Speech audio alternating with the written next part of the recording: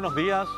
Damos inicio a otra nueva emisión de nuestro programa Esto dice la Iglesia, de la Arquidiócesis de la Santísima Asunción y de Telefuturo para sus canales en todo el territorio de la República. El tema Itaipú ha suscitado en todo momento un gran interés en diversos sectores del país. En ese contexto también los obispos del Paraguay han tomado cartas en el asunto, literalmente, y publicaron una carta pastoral de los obispos del Paraguay con el título Itaipú, una oportunidad de diálogo y concertación social para el bien común.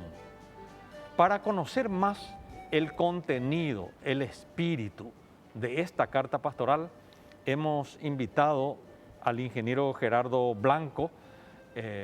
Él en realidad es doctor en ingeniería, es un especialista en temas energéticos, es un laico comprometido, y después les voy a explicar un poco con el permiso de Gerardo lo del laico comprometido. Participa activamente de los movimientos de Schoenstatt, y como dice él, la 3 veces admirable madre le hizo su consagración. Y bueno, en ese espíritu de iglesia, Gerardo está dispuesto a compartir con nosotros su impresión y su reflexión sobre la carta pastoral. Gerardo, muy buenos días, gracias por estar aquí. Muy buenos días, Roque. Muy buenos días también a toda tu teleaudiencia y a todos aquellos que nos acompañan a través de todas las señales de Telefuturo. Muchas gracias por la invitación. Para mí es muy grato compartir contigo estos espacios de reflexión y sobre todo un tema que tanto nos apasiona como es el tema de Itaipú y es el tema del desarrollo y las posibilidades que existen para la construcción de un diálogo y una concertación social en el Paraguay. Correctísimo. Justamente el caracú de la carta pastoral es una propuesta de diálogo social buscando la concertación, buscando consensuar los grandes temas en torno a Itaipú. Si tuvieras que rescatar la esencia de la carta en este sentido, Gerardo, ¿qué es lo que los obispos proponen en su carta en relación, tomando como pretexto y como contexto el tema de Itaipú? Sí, primero que nada, quiero mencionar que para mí la carta pastoral es un material riquísimo, del cual deberíamos nutrirnos, no solo los hombres de iglesia, sino que todas las personas, todos los paraguayos, porque captura lo que considero yo que es una señal, es el camino, es una orientación hacia dónde deberíamos transitar en el país, de manera a comenzar a construir de manera mancomunada y fraterna entre todos los paraguayos las soluciones que requerimos, Roque. Yo creo que en ese sentido los obispos, de una manera casi profética, enuncian una serie de virtudes católicas, cristianas, que deberíamos irlas cultivando, que deberíamos conquistarlas de manera a que seamos capaces de estar a la altura de los desafíos que el destino nos pone adelante. El tema de Itaipú, como bien vos dijiste, yo creo que es un pretexto que a partir de este texto que es la carta pastoral nos permitiría construir un nuevo contexto para nuestro futuro y para el desarrollo de nuestra nación y de nuestros hermanos conciudadanos. Hay gente que habla de renegociación del Tratado de Itaipú. En realidad es Revisión. Una revisión, ¿verdad? ¿La revisión implica de alguna manera negociación, Gerardo? Y yo creo que el tratado, que es un documento jurídico sobre el cual se basa la gobernanza de la entidad binacional de Itaipú, en su último artículo menciona justamente que a los 50 años será revisado el anexo C del tratado. El anexo C es aquel que reza acerca de las condiciones de las bases financieras y de administración del emprendimiento.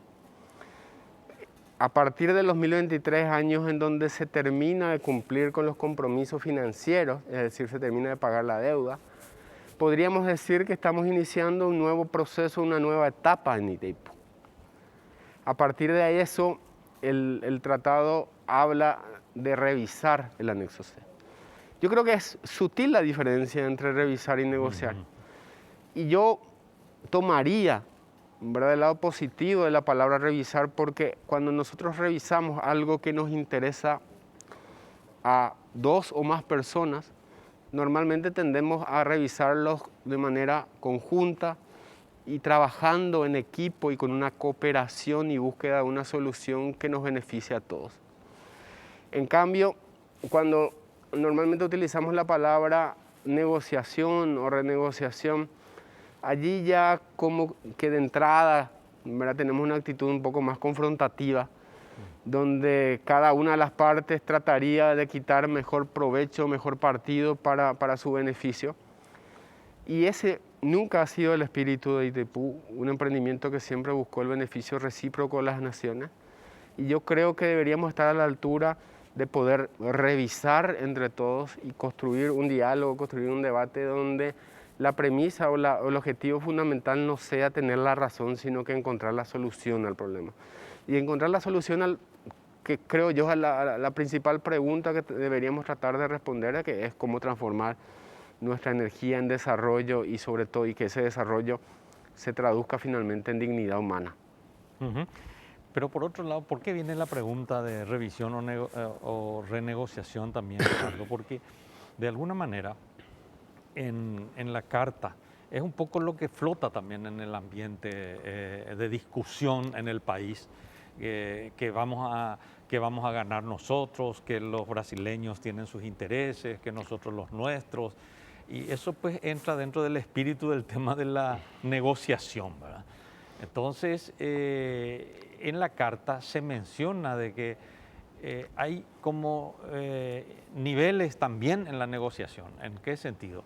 Una cosa es la negociación en el tema de Itaipú propiamente con los brasileños. Pero aquí se menciona que nosotros también como paraguayos necesitamos dialogar para... Hay como una especie de negociación interna que hay que hacer también. ¿Por qué eso? Sí, definitivamente. Tenemos que ser conscientes que cualquier tipo de actividad realizada por el hombre desde que nacemos probablemente, de cierta forma está embutido un proceso de negociación. Es un proceso en realidad es una interacción, sería, con los demás individuos, y obviamente cada individuo tiene un modelo de mundo distinto, tiene una visión de las cosas distinta, una visión, una construcción de la realidad distinta, y cada quien yo considero que pueda llegar a aportar desde esa perspectiva nueva. Y esa negociación interna obviamente es la primera que debe darse, una negociación, un diálogo entre los paraguayos para que nos pongamos de acuerdo, no solamente cómo vamos a negociar Itaipú o cómo vamos a revisar el anexo C, sino para qué. ¿Cuál es el interés final que estamos persiguiendo detrás de esto? ¿Cuál es el objetivo último que pretendemos alcanzar a través de todo este proceso, a través de todas estas actividades, acciones o dinámicas?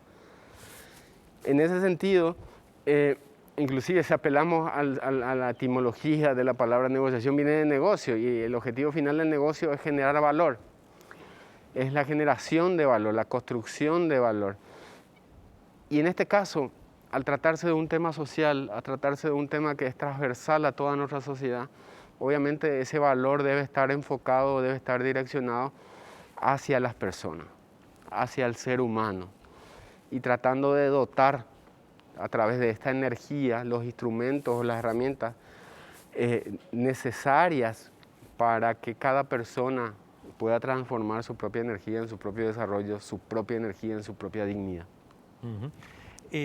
Itaipú tiene una importancia significativa para el país desde el punto de vista de lo que aporta, no solamente en términos de energía eléctrica, por decirlo así, sino también porque aporta recursos importantes al país y que son incorporados en el presupuesto de gastos de la nación y otro tipo de aportes incluso que se dan. En ese sentido, un aspecto que preocupa a la gente, y los obispos reflejan eso, el tema de la necesidad de un proceso transparente en esto de la revisión del anexo C, y lo que se pueda sentarse a hablar a la mesa con los brasileños, transparencia, participación, diálogo entre todos los sectores que pueden aportar algo y la búsqueda de consensos. Totalmente, querido Roque. Yo creo de que el proceso de negociación, el proceso de revisión del anexo C va a requerir un proceso de comunicación muy importante. Y creo que el pilar fundamental de esa comunicación tiene que ser la construcción de confianza. La construcción de una confianza social que nos permita, ¿verdad?, apelar a esa fe social que necesitamos sacar a flote para poder enfrentar con altura estos momentos decisivos para nuestra nación. Una fe que también tiene mucha connotación bidireccional, es decir, cuando uno tiene fe dentro de la religión, uno apela a una suerte de alianza, una confianza del fiel hacia Dios y de Dios hacia el fiel. Y yo creo que tendríamos que tratar de emular de cierta forma y construir un proceso donde las autoridades tengan confianza hacia su pueblo y el pueblo consiga construir una confianza hacia las autoridades, de manera a gestar esa alianza que va a ser fundamental para la construcción de este proceso de consenso, un proceso de consenso que debe apelar a la construcción, sobre todo, yo creo, de armonía, una armonía donde puedan convivir incluso voces disonantes, pero que cada una de ellas contribuya desde su lugar, desde su perspectiva de mundo, desde su cosmovisión, a la construcción de una realidad nueva, una realidad mejor para todos. Uh-huh. Excelente, esta primera parte entonces una reflexión general sobre la carta pastoral.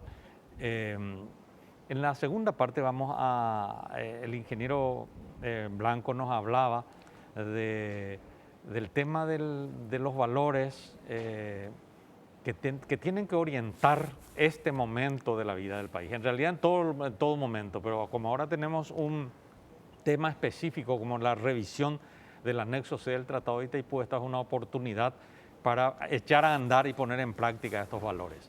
Pausa y enseguida retornamos.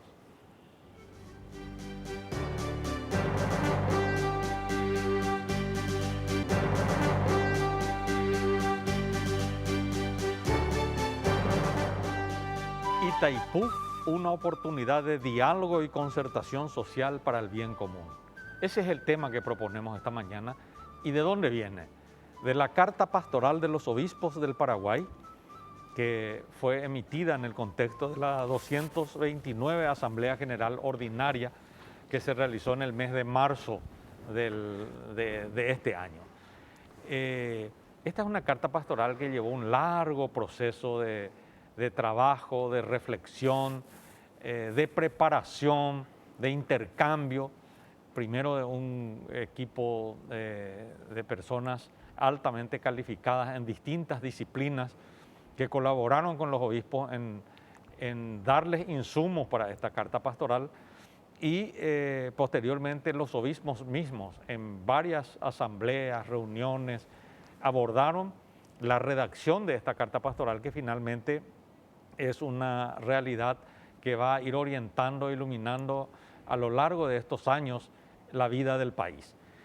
Pero un énfasis en particular que los obispos ponen en su carta es, así como dice el título, llaman a un diálogo social. Es necesario que los paraguayos dialoguemos, lo que significa que nos escuchemos y que veamos la vida del país en términos de bien común, y que pensemos que sobre todo desde los valores cristianos, humanos y cristianos, podemos y debemos nosotros aportar a la transformación social.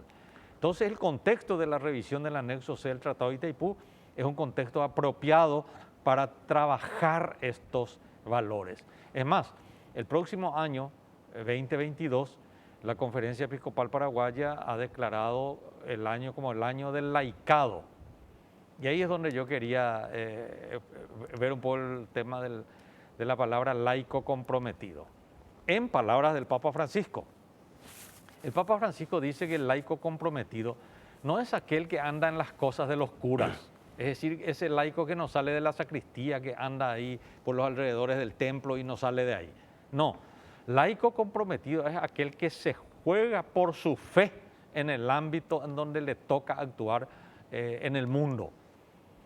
Y decía yo que el ingeniero Gerardo Blanco es un laico comprometido porque lleva su fe, nada más y nada menos que en el seno del Consejo de Administración de Itaipú, donde es consejero y donde no oculta en ningún momento que es un cristiano, un mariano, porque a veces pues el pudor mundano, por decirlo así, no quiero pelearme, yo creo que voy a sacar mi Virgen María ahí y compañía, parece que voy a pifiar con eso. Entonces el laico comprometido es ese. Y siempre que me toca la oportunidad de poner como ejemplo, hablo de personas como Gerardo Blanco y otros, y otras personas que ocupan cargos, qué sé yo, en importantes instituciones públicas o privadas, y ahí se plantan desde su fe. Ahí la gente ve que esta persona está movida por determinados valores, ¿verdad? Bueno, dicho eso, hablando de valores, Gerardo, en la carta pastoral se dice, bueno, la necesidad de llevar adelante este proceso tiene que estar animado por una serie de virtudes y valores que nos pueden ayudar al logro del bien común y de la paz social. Así sucintamente podríamos ver esos valores. Sí, cómo no, Roque. Antes que nada, gracias por tus palabras. Es realmente un compromiso para mí y todos los conceptos que mencionas sobre mi persona. En el sentido de los valores y de las virtudes que menciona la carta pastoral, yo rescato principalmente el enfoque que le dan los señores obispos, no solamente limitándose como estamos acostumbrados muchas veces, a poner un poco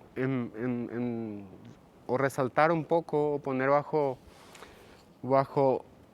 la luz aquellos vicios que debemos evitar. Y tratando de actuar siempre de una manera, bueno, esto no hagas, aquello no hagas, hasta ahí nomás. En cambio aquí se presenta más bien como un desafío de no vicios en este caso, sino cosas positivas, virtudes que deberíamos ir conquistando. Y no solamente como gente católica o gente de iglesia o con algún tipo de espiritualidad, sino que como seres humanos, para que nosotros podamos, nuestra convivencia aquí durante nuestro transitar por la tierra, podamos ir construyendo esa comunidad que necesitamos, esa comunidad que nos permita ir rescatando esas virtudes y sobre todo reconociendo esas virtudes. Y la carta pastoral habla de virtudes como la reconciliación, por ejemplo, porque cualquier tipo de proceso, así un proceso histórico, normalmente tenemos fuertemente la tentación de hacer una suerte de revisionismo y tratar de encontrar cosas que se hicieron mal, culpables de esas acciones, y nos concentramos en eso y comenzamos a generar, digamos, fragmentaciones dentro de nuestra sociedad. Primero que nada debemos reconciliarnos entre todos, como para que a partir de ahí podamos empezar a pensar en la construcción de esa comunidad que nos permita una concertación social.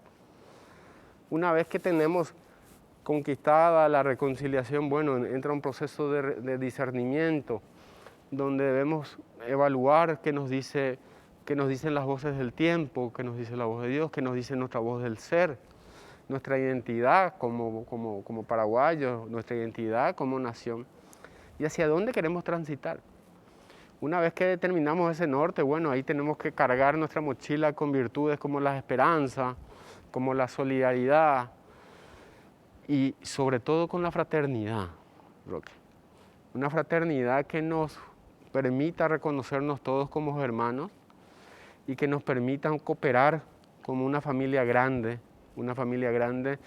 donde cada uno de sus miembros se preocupa por el otro y facilitar así esa cooperación social.